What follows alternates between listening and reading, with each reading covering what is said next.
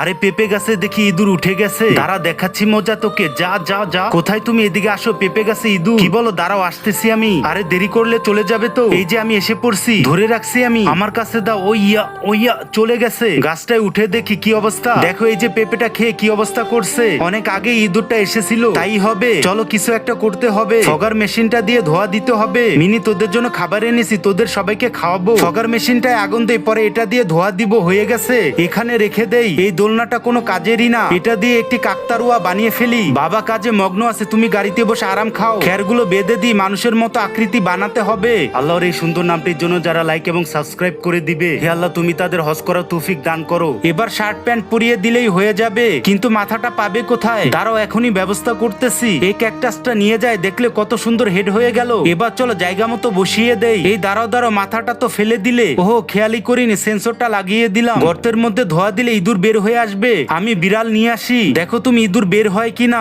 ইঁদুর বের হলে বিড়ালটা ছেড়ে দিব। আরে ওই যে ইঁদুর।